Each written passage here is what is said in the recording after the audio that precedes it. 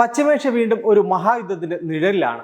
അമേരിക്കയും ഇസ്രായേലും ചേർന്ന് ഇറാനിൽ നടത്തുന്ന യുദ്ധം ആഗോള ഇന്ധന വിതരണത്തെയും വാണിജ്യ മേഖലയെയും എങ്ങനെ ബാധിക്കുന്നു എന്നതിനെക്കുറിച്ച് വലിയ ചർച്ചകൾ നടക്കുമ്പോഴും സുപ്രധാനമായ മറ്റൊരു പ്രധാന ഘടകത്തെക്കുറിച്ച് വലുതായി ചർച്ച ചെയ്യപ്പെടുന്നില്ല. ഗൾഫ് രാജ്യങ്ങളിൽ ജോലി ചെയ്യുന്ന 1 കോടിയോളം ഇന്ത്യൻ പ്രവാസികൾ. യുദ്ധം തുടങ്ങിയ ശേഷം ഏകദേശം 3.75 ലക്ഷം ഇന്ത്യക്കാർ തിരികെ വന്നെന്നാണ് കണക്ക്.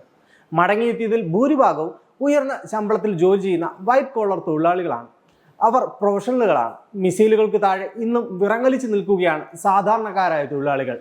അവരുടെ ജീവനും അവകാശങ്ങൾക്കും ആര് കാവൽ നിൽക്കും? 1983 പഴഞ്ചൻ നിയമങ്ങൾ മാറ്റി കേന്ദ്ര സർക്കാർ കൊണ്ടുവന്ന ഫെസിലിറ്റേഷൻ ആൻഡ് വെൽഫെയർ ബിൽ 2025 ഇതിനൊരു പരിഹാരമാകുമോ? നമുക്ക് നോക്കാം. പ്രവാസികളുടെ അവകാശങ്ങൾ സംരക്ഷിക്കുന്നതിനായി നമ്മൾ ഇതുവരെ പിന്തുടരുന്നത് 40 വർഷം പഴക്കമുള്ള 1983 എമിഗ്രേഷൻ നിയമമാണ്. അന്ന് ഗൾഫിലേക്ക് ആളുകൾ പോരുന്നത് വെറും ലേബർ വിസയിലായിരുന്നു. ഇന്ന് IT പ്രൊഫഷണലുകൾ, ഡോക്ടർമാർ, വിദ്യാർത്ഥികൾ, അങ്ങനെ പ്രവാസികളുടെ സ്വഭാവം മാറി. പക്ഷേ അമിതമായ റിക്രൂട്ട്മെന്റ് ഫീസ്, ശമ്പളം നൽകാതിരിക്കൽ, മനുഷ്യത്വരഹിതമായ പെരുമാറ്റം എന്നിവ ഇന്നും പ്രവാസികൾ നേരിടുന്നു. അതെല്ലാം സഹിച്ചുകൊണ്ട് പ്രവാസികൾ അയക്കുന്ന പണം വഴിയാണ് 2024 ഇന്ത്യക്ക് $135 ബില്യൺ റെമിറ്റൻസ് ലഭിച്ചത്. ലോകത്തെ തന്നെ ഏറ്റവും ഉയർന്ന നിരക്കാണിത്. ഈ വലിയ സംഭാവന നൽകുന്നവർക്ക് പകരം നൽകുന്ന സുരക്ഷ എത്രത്തോളം ഉണ്ട് എന്നതാണ് ചോദ്യം. അതിന്റെ ഭാഗമായി ഇന്ത്യ പുതിയൊരു ബില്ല് പുറത്തിറക്കിയിരിക്കുകയാണ്. പുതിയ ബില്ലിന്റെ ഏറ്റവും നിർണായകമായ മാറ്റങ്ങൾ ഇവയാണ്. ഒന്നാമത്തേത്, ഒരു കേന്ദ്രീകൃത സംവിധാനം വരുന്നു എന്നതാണ്. Overseas mobility and welfare council എന്ന പുതിയ ഉദ്യോഗസ്ഥ സമിതി ഇനി മുതൽ പ്രവാസികളുടെ എല്ലാ കാര്യങ്ങളും നിയന്ത്രിക്കും. വിവിധ മന്ത്രാലയങ്ങളിലെ ഉദ്യോഗസ്ഥർ അടങ്ങുന്ന ഈ കൗൺസിൽ പ്രവാസികൾക്ക് ഒരു സുരക്ഷാ വലയമായി പ്രവർത്തിക്കും. രണ്ടാമതായി, നിലവിലുള്ള പ്രൊട്ടക്ടർ ജനറൽ ഓഫ് എമിഗ്രൻസിന് പകരം director general of overseas mobility എന്ന പുതിയൊരു പദവി വരുന്നു. കൂടുതൽ അധികാരങ്ങളുള്ള ഈ ഉദ്യോഗസ്ഥനായിരിക്കും വിദേശത്തെ തൊഴിൽ വിപണിയെക്കുറിച്ച് പഠിക്കുന്നതും റിക്രൂട്ട്മെന്റ് ഏജൻസികളെ നിയന്ത്രിക്കുന്നതും.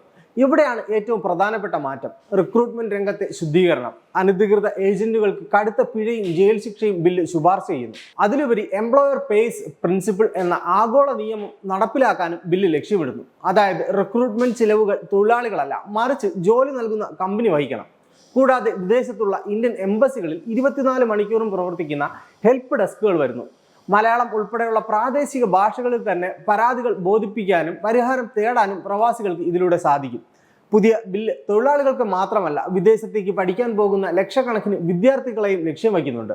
വിദേശ സർവകലാശാലകളിൽ വിദ്യാർത്ഥികൾ നേരിടുന്ന ചൂഷണങ്ങളും വിവേചനങ്ങളും പരിഹരിക്കാൻ എംബസിക്ക് ഈ നിയമത്തിലൂടെ കൂടുതൽ അധികാരങ്ങൾ ലഭിക്കും. എന്നാൽ ഈ ബില്ലിന്റെ ചില ഗുരുതരമായ പോരായ്മകളും വിദഗ്ധർ ചൂണ്ടിക്കാട്ടുന്നുണ്ട്. അതിൽ പ്രധാനം സംസ്ഥാനങ്ങളുടെ പ്രാതിനിധ്യമാണ്.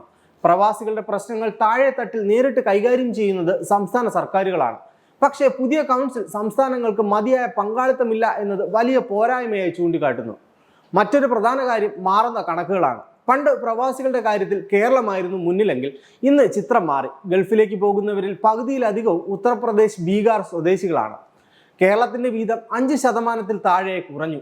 കേരളത്തിലെ നോർക്കയുടെ ദീർഘകാല അനുഭവം ഉത്തരേന്ത്യൻ സംസ്ഥാനങ്ങൾക്കും കേന്ദ്രത്തിനും മാതൃകയാക്കാവുന്നതാണ്. ഈ പുതിയ നിയമം വെറുമൊരു ഭരണപരമായ മാറ്റം മാത്രമാകരുത്, മറിച്ച് പ്രവാസികളുടെ അവകാശങ്ങൾക്കും അവരുടെ അന്തസ്സിനും മുൻഗണന നൽകുന്ന ഒരു റൈറ്റ്സ് ബേസ്ഡ് അപ്രോച്ച് ഇതിന്റെ ആത്മാവായി മാറണം. പുതിയ എമിഗ്രന്റ് ബിൽ 2025 ഒരു വലിയ അവസരമാണ്.